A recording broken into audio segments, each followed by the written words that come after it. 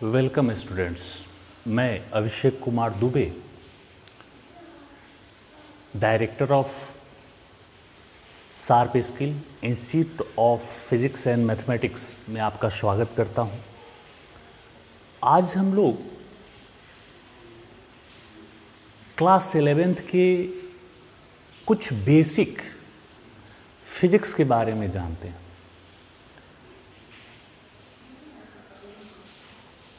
तो सबसे पहले आज हम लोग जानेंगे, जैसे जो बच्चे 10th पास आउट करके 11th क्लास में गए तो 10th तक आपके सब्जेक्ट का क्लासिफिकेशन नहीं था।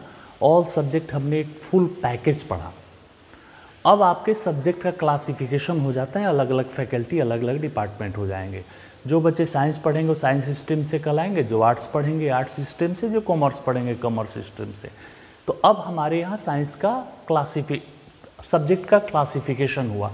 अब आप साइंस पढ़ने जाते हो, विज्ञान पढ़ने जाते हो, तो सबसे पहला प्रश्न यही उठेगा। कोई आपसे कहेगा कि विज्ञान के विद्यार्थी हो, साइंस के स्टूडेंट हो, तो बताओ विज्ञान क्या है।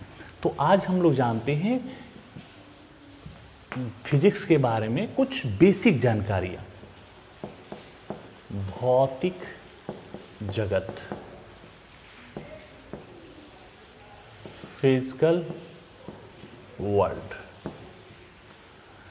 तो सबसे पहला आज का क्वेश्चन यही होगा कि आप विज्ञान पढ़ने जाते हो तो विज्ञान क्या है, साइंस क्या है। तो बोले नहीं कि इस चैप्टर में हम लोग बेसिक चीज़ों को जानेंगे, जो छोटी छोटी चीज़ें जिसके बारे में हम सोच भी नहीं सकते, उन चीज़ों को भी हम जानेंगे, तब जाकर हम लोग 11th क्लास में विधिवत प्रवेश करेंगे। तो भौतिक जगत, फिजिकल वर्ल्ड, ये हमारा विश्व जो है, उसमें क्या क्या घटनाएं, कैसे कैसे नियम, कैसे कैसे सिद्धांत, क्या क्या चीज़ें हैं, सब कुछ हम लोग विधिवत समझेंगे अलग अलग डिपार्टमेंट में। अब आपका कौन सा डिपार्टमेंट होगा सोचिएगा।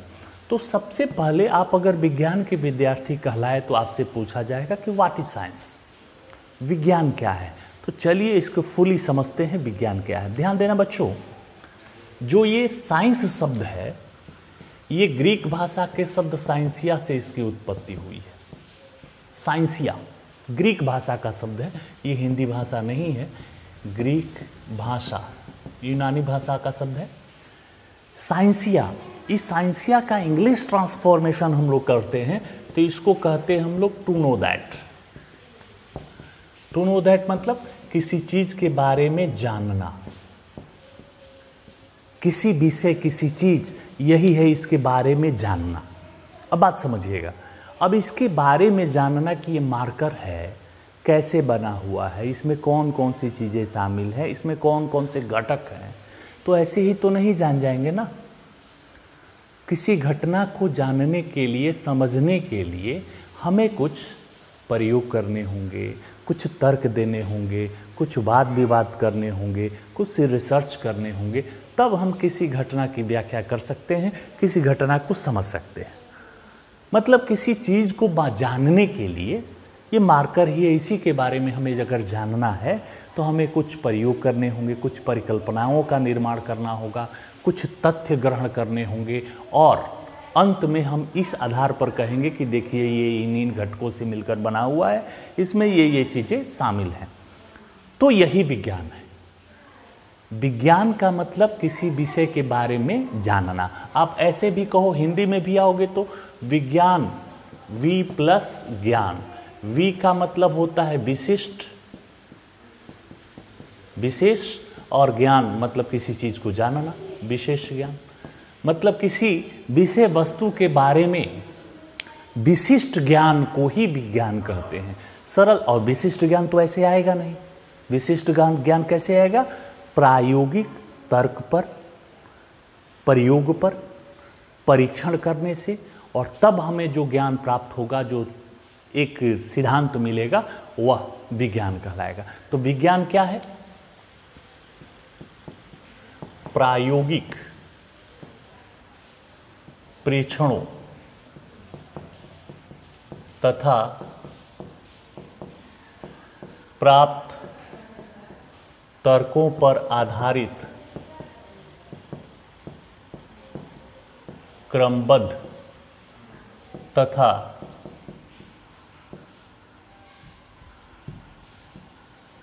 सूत्रित ज्ञान को विज्ञान कहते हैं।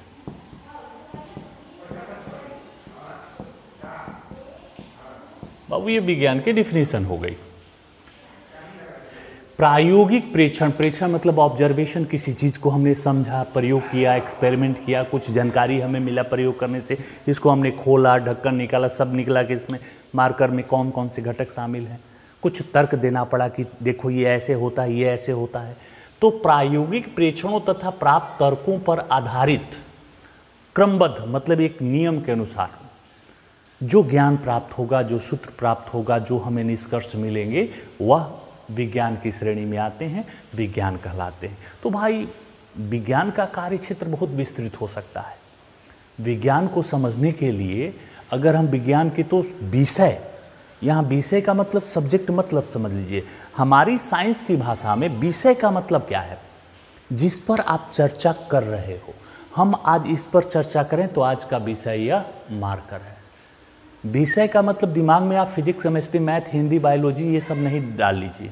विषय का तात्पर्य क्या होता है? हमारे यहाँ सब्जेक्ट क्या है जिस पर हम लोग डिस्कशन करेंगे, जिस पर हम लोग बात करेंगे। तो आज का हमारा सब्जेक्ट है विज्ञान। विज्ञान पर हम लोग बात करें। विज्ञान क्या है, विज्ञान की शाखाएं कौन कौन से। तो बाबू हमने कहा कि किसी विषय के बारे में, किसी विषय के बारे में हम प्रायोगिक प्रेक्षणों द्वारा प्राप्त ज्ञान को विज्ञान कहा गया। तो विषय का तो कार्य क्षेत्र बहुत विस्तृत है ना। हमारे आसपास सैकड़ों करोड़ों विषय हैं, तो हम किन विषय की चर्चा करें? तो इस अध्ययन की सुविधा के लिए हम लोग विषय को भी कुछ छोटे छोटे कैटेगरियों में बांटेंगे, छोटी छोटी शाखाओं में बांटेंगे।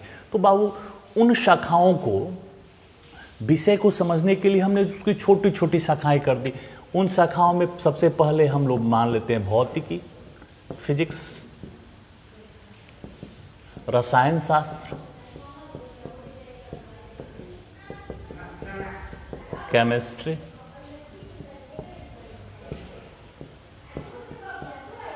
जंतु विज्ञान,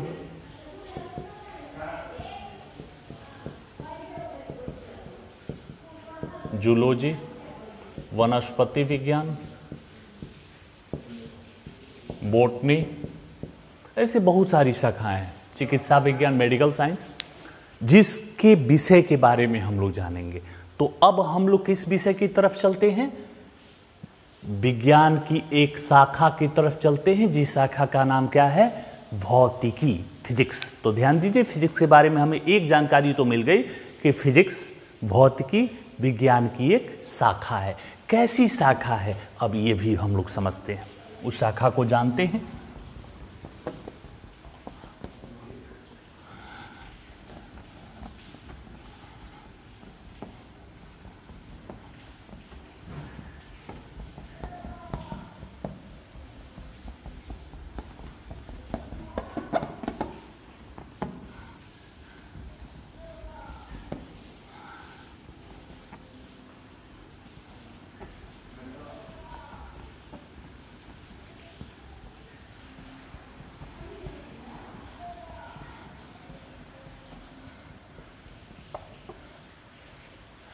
तो अब जानते हैं हम लोग भौतिकी। भौतिकी, फिजिक्स। तो सबसे पहले तो ये जानकारी हो गई कि यह विज्ञान की एक शाखा है। कैसी शाखा है अब ये जानते हैं। तो बाबू ये जो फिजिक्स शब्द है, ये ग्रीक भाषा के शब्द या यूनानी भाषा के शब्द फ्यूसिस से बना हुआ है। ध्यान दीजिएगा, फ्यूसिस जो शब्द है ये इंग्लिश ग्रामर का नहीं है, इंग्लिश भाषा का नहीं है। ये ग्रीक भाषा, यूनानी भाषा का शब्द है, जिसका इंग्लिश ट्रांसलेशन होता है नेचर। नेचर का मतलब प्रकृति। तो इस अर्थ से ही क्लियर हो गया कि जो हमारा भौतिकी है, फिजिक्स है, वो जरूर हमारी ये प्रकृति, नेचर से जुड़ा हुआ विज्ञान है। बिल्कुल, इतनी तो जानकारी हमें हो गई कि जो हमारी भौतिकी है, फिजिक्स है, वह नेचर से जुड़ा हुआ है, हमारी आसपास के वातावरण से जुड़ा हुआ है, हमारे आसपास की घटनाओं से जुड़ा हुआ है। प्रकृति में जो घटनाएं होंगी, तब इसकी परिभाषा दिया जाता है कि विज्ञान की वह शाखा जिसके अंतर्गत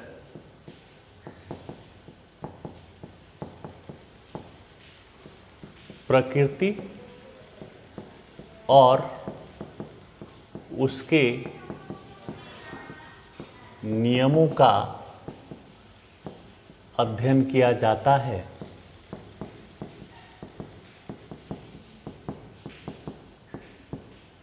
भौतिकी कहलाता है।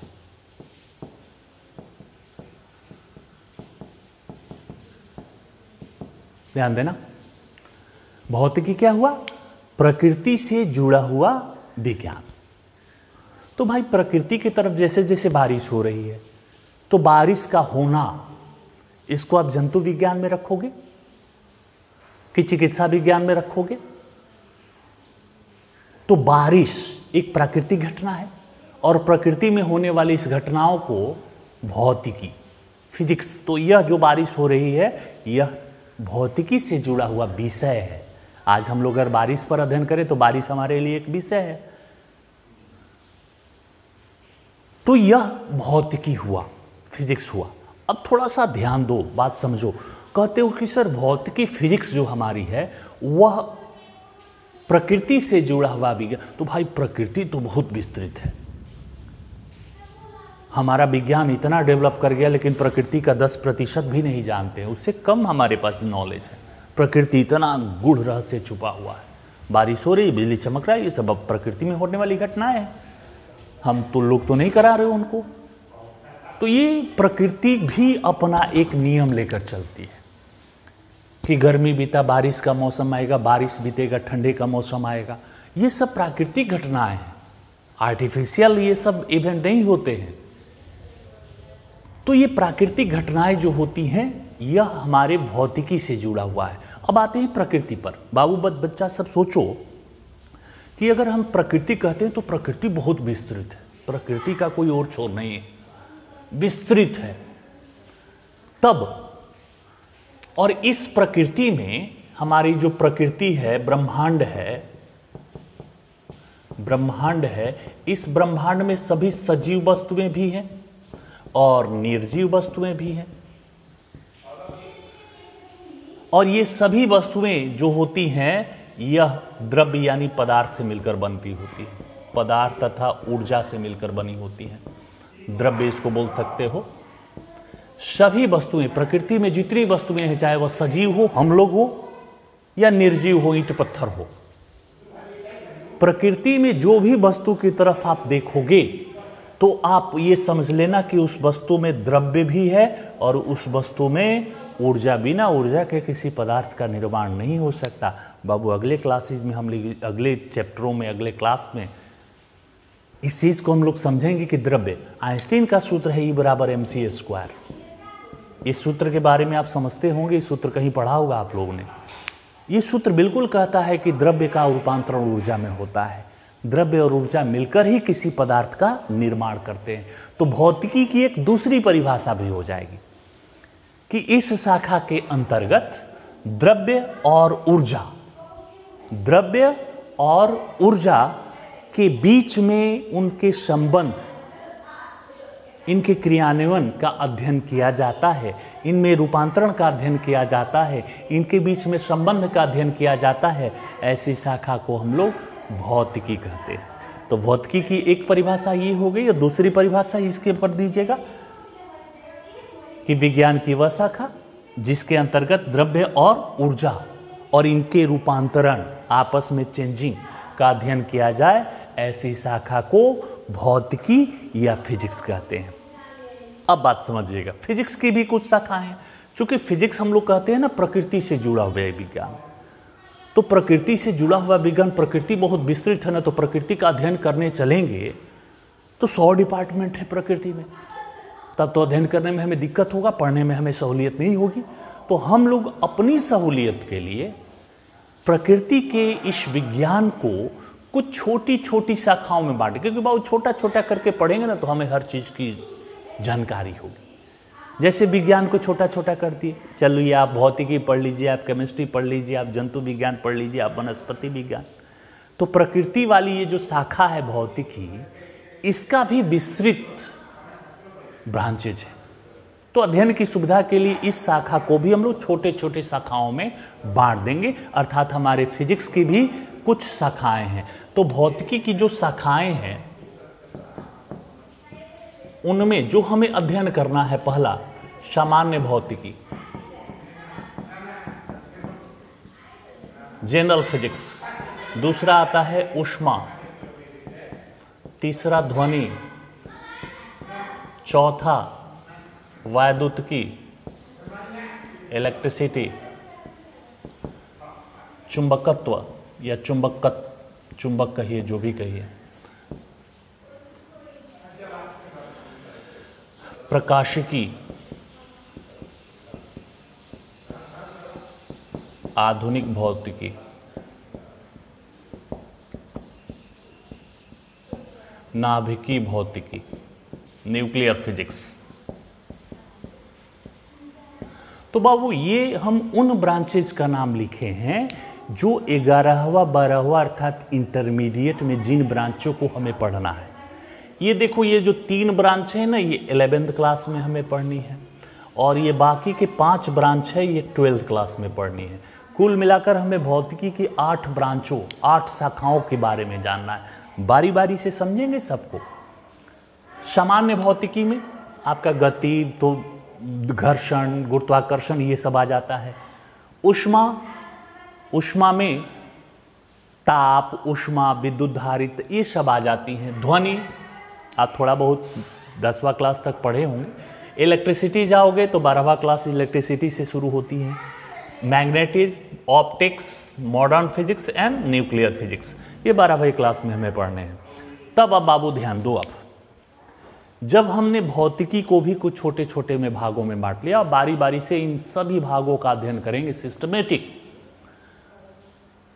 तो अब हमें एक प्रश्न और दिमाग में उठता है। आप कहोगे सर आपने हमको विज्ञान बता दिया, भौतिकी बता दी, भौतिकी की शाखाओं से अवगत करा दिया, तब आप हमको एक चीज़ और बता दीजिए, हम भौतिकी क्यों पढ़ें?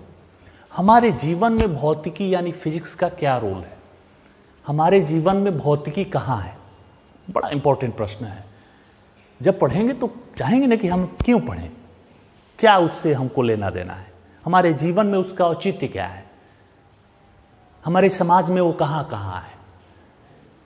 इन चीज़ों को जानने के लिए, समझने के लिए चलिए हम अपने आसपास की वस्तुओं को देखते हैं। तो हमारा अब टॉपिक जो होगा फिजिक्स एंड आवर सोसाइटी, हमारा समाज और भौतिकी।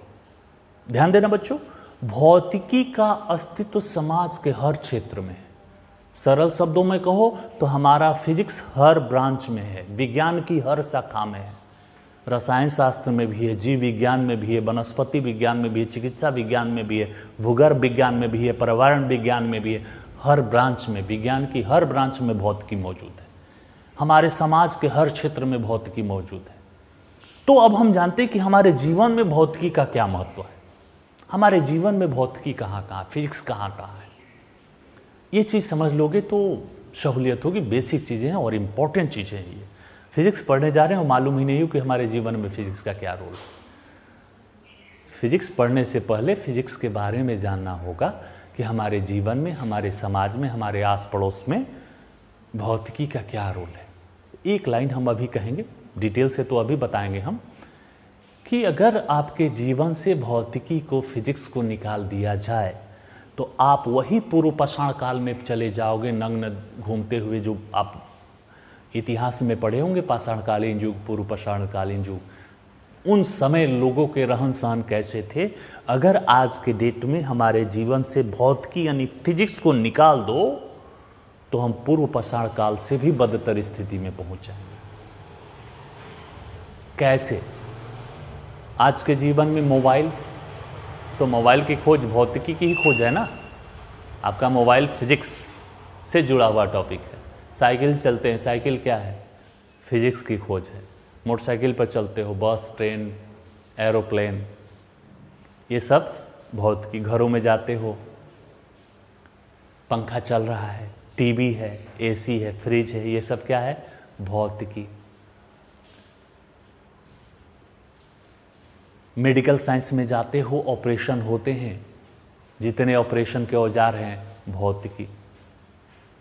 कृषि क्षेत्र में जाते हैं तो ट्रैक्टर है, हार्वेस्टर है, जितने कृषि के उपकरण है वो सब क्या है, भौतिकी। शिक्षा के क्षेत्र में जाते हैं तो हम आपको ऑनलाइन पढ़ा रहे हैं, इंटरनेट के माध्यम से पढ़ा रहे हैं, ये क्या है, भौतिकी।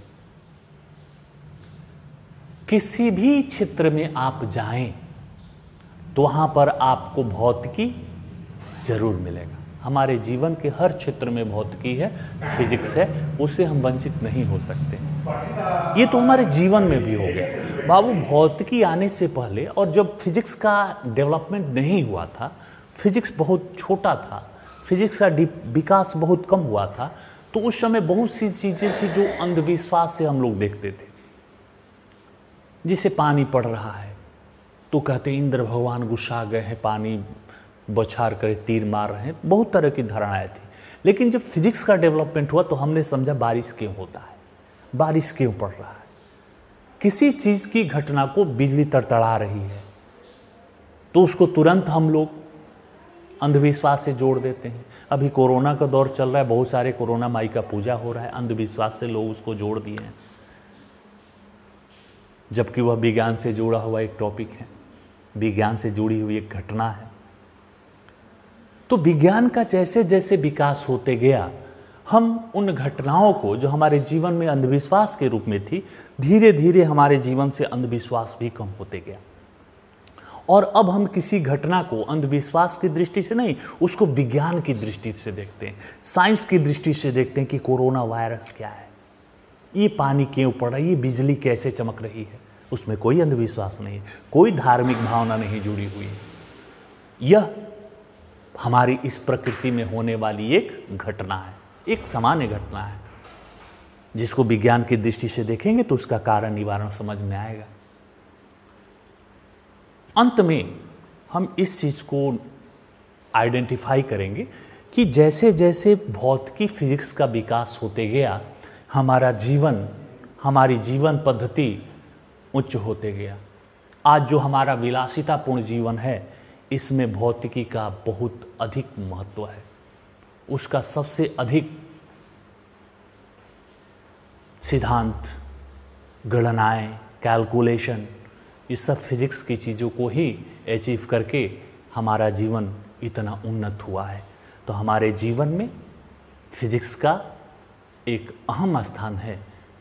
बिना फिजिक्स के आज के जीवन की कल्पना नहीं की जा सकती, इतना बात समझ लेना है। तो बच्चों, ये हमारा भौतिकी और हमारा समाज, हम और फिजिक्स, हमने एक ही लाइन कहा कि फिजिक्स का रोल, फिजिक्स की अहमियत हर क्षेत्र में है। जीव विज्ञान में भी है, रसायन शास्त्र में भी है, गणित में भी है, चिकित्सा विज्ञान में भी है, हर क्षेत्र में है।